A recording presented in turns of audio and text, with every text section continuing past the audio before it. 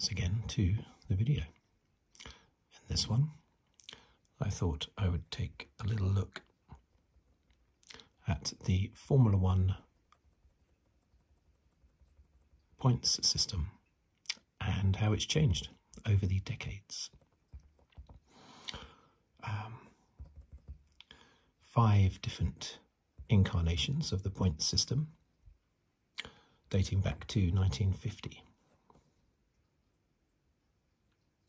So let's go straight in with the first one, which was, of course, the championship started in 1950. And the points up until 1960 were as follows. Now, should I put down? Yeah, might as well. No, I won't actually. So, a win got 8 points. Second was 6. Third was 4. Fourth was 3. And fifth was 2. With the fastest lap getting 1 point. Let's put a little line across there to differentiate. Now, as I've said in other videos, that fastest lap back then was a genuine marker to show who had been the quickest in the race.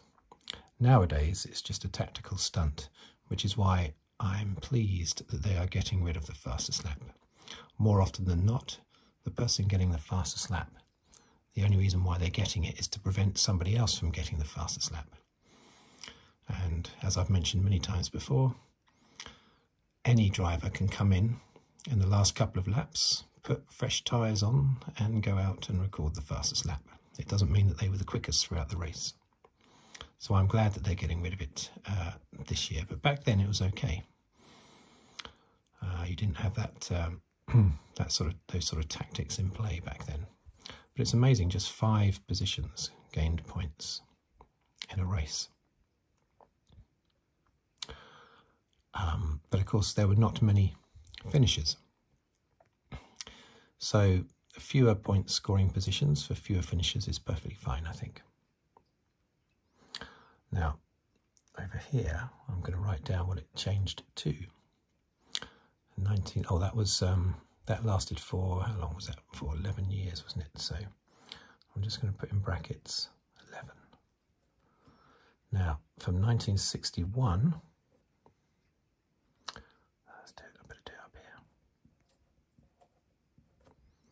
All the way up to 1990. So it's the point system that I grew up with, basically. And this point system didn't change much, a little bit. They got rid of the fastest lap, and it went 9 points for a win. 6, 4, 3, 2, 1. This is the system that I very much so remember as a kid, of course. And same thing here, there were lots and lots of retirements, and you would get drivers often appearing on the podium that would never be on the podium normally. That's what happened back then. So it was okay to have less points finishes, because that was still more than half normally of the finishers that actually finished a race. But eventually that changed in 1991. Now I'm going to scrub this out. As we move on to 1991, hopefully it's not going to leave any lasting marks that need more cleaning. Okay. So, back up here. Oh, I sounded a bit like Bob Ross there, didn't I? Back up here. Shoot, let's put, right about up here, let's put in a 1991. We're just going to put in not a big tree, but a big 1991 to 2002. Not a particularly well written 1991 there. Okay, that's when it all changed. And we had, I don't like that, that looks very messy. That looks very messy. Let's get rid of that a little bit. I think that looks, there are no happy accidents, there are no Mistakes, just happy accidents. Okay, that was a little happy accident there when I've corrected that terrible happy accident. Okay, so we have 10 points for a win. 6, 4, yeah, that's right, 6, 4, 3, 2, 1, wasn't it? It was as simple as that. All they did was increase the points for the win to 10. I remember them doing that, and I remember being very excited because I was always excited every time the point system changed. Let me just check the focus without disturbing anything too much. Yeah, so, and I was pleased with that. They increased the difference between the win and the second, so I liked that. I thought that was a good move. Cars were still very unreliable throughout the 90s, so six finishing positions was still good. Oh, I didn't write down how many years the other one was, did I? But it was 11 years was the first one. 1950 to 1961 to 90 was 30 years, which is definitely the longest. This one is 12 years. So next up we had 2003.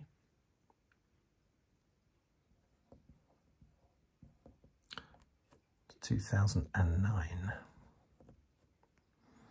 So just 7 years for this one. Now this one was the worst one, I think. Now it went 10, 8, 6, 5. The first time you could get 5 points for a position. 4, 3, 2, 1. I'm still just about in shot there, aren't I? Only just.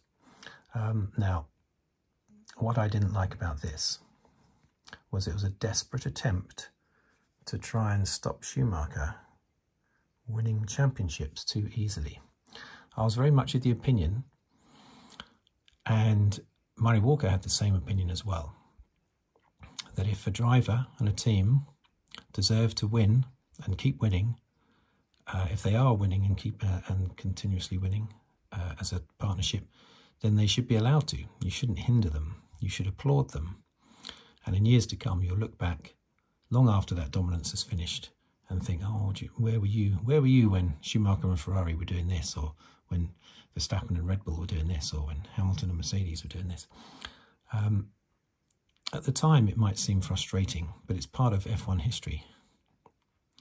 And it stands out. Those periods stand out. People don't look on the Schumacher-Ferrari years now with contempt and frustration. They look back on it in a historical way. So I thought it was bad that it was a blatant attempt, I think pretty much by Bernie Ecclestone, to narrow the gap between first and second, because Schumacher kept winning, kept getting 10 points, and everybody else was getting 6 and 4 and that. So Schumacher will continue getting 10 points, but the others will be getting 2 points more in second and third. A blatant attempt to close the gap on Schumacher, which I did not like at all. And it only went for 7 years, fortunately. His dominance ended in 2004 anyway, at the end of 2004. But yeah, that was a terrible move, I thought, to try and fix the championship, basically. Right. So let's scrub this out.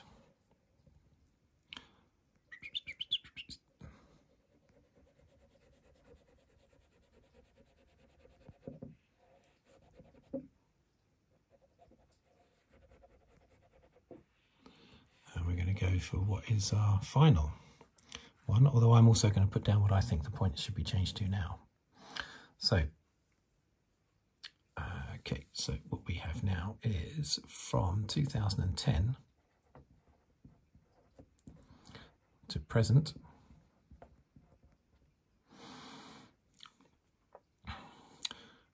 Of course, you know what it is. It's 25. I've got to squish these numbers together. 18, 15, 12. Am I going to fill this in? 10.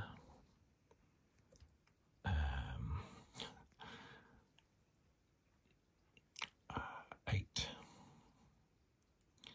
I'll tell you what, I'll do it here. I don't really want to squish it too much, you know. 8, 6, 4, 2, 1.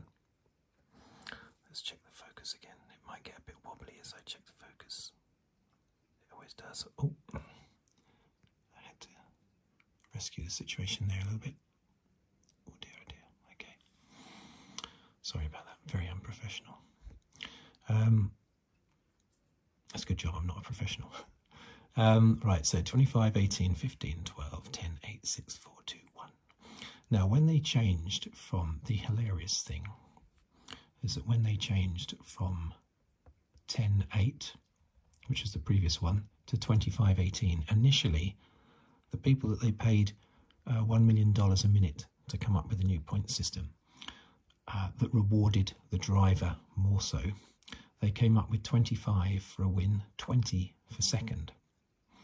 Until it was pointed out that that's just exactly the same as 10 and 8. It's the same 20% split between the 2 points. 10 and 8 is no different to 25 to 20. So that was pointed out to them, and they went, oh dear, okay, yeah. And they went back and they came up with 25, 18. But to me, that's still too generous. That's the equivalent of sort of 10 points and, for a win and 7 points, roughly, for second, which I think is too close a gap. Now, one thing I do agree with Bernie Ecclestone with, now I disagree with pretty much everything the old fella says most of the time, especially these days when he comes out with insane comments. But one thing he did say that I sort of agree with is when he said that there should be more reward for first place, basically. Now, his idea I don't agree with. His idea of gold, silver and bronze for first, second and third, I think that idea was as mad as a box of frogs. He was thinking gold, silver, bronze, then some points for the rest. I thought that was insane. This isn't the Olympics.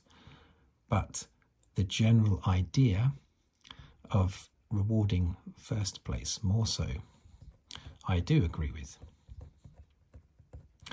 And I actually think it should be, I think it should be 30 points for a win, then 15, then 12, then 10, then 8, pretty much you can see where it's going, then 6, and then I would probably go, what would I do, 4, 3, 2, 1. I've said many times actually on other videos that that's what I believe it should be. Double the points for a win over second place. Let's really reward those winners. Because that is the main statistic in Formula One. People look at number of wins before they look at number of championships. A number of wins is always, I think, the marker for how good a driver is. Or it's not the perfect marker, of course. There are plenty of good drivers that have never won a race. I don't think Chris Amon ever... Did Chris Amon ever win a race? Someone like that never won a race. And some people, of course, like Jean Alesi, only won one race. And he was far better than that. So... But it's a more accurate marker than championships, I believe. So I think we should be rewarding. We should make the wins a bigger part of the championship than they currently are. That would be the equivalent of 10 points for a win and of course 5 for second place, which is not much less than the 10-6 that it was between 1991 and 2002. But I think that would be, for me, that would be the perfect points. With reliability so good these days, it was right that they increased it to the top 10 places, because you could have a driver finishing 7th who has beaten a lot of other good drivers and deserves points. If we still only had the points for the top 6 places, then finishing 7th would you know, out of maybe 10 finishers,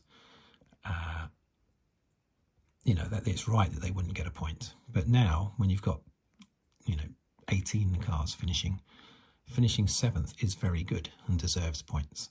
So it's right that they've gone down to 10. I totally agree with that, but I still think they should be increasing the gap up at the top, basically.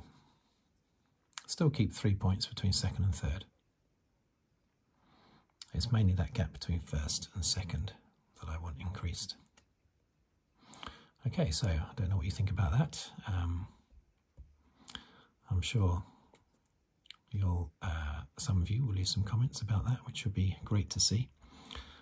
As I say, I have mentioned this before, but it's the first time I've done a sort of specific video on the points. Anyway, thank you for watching. Thank you for listening. If you'd like to subscribe, please do so. Anyone that's left a tip, by the way, on my channel, on the super thanks button under the video, thank you very, very much. And yes, I will see you on the next video, whatever it may be about. So yeah, thank you for watching, thank you for listening, and goodbye for now.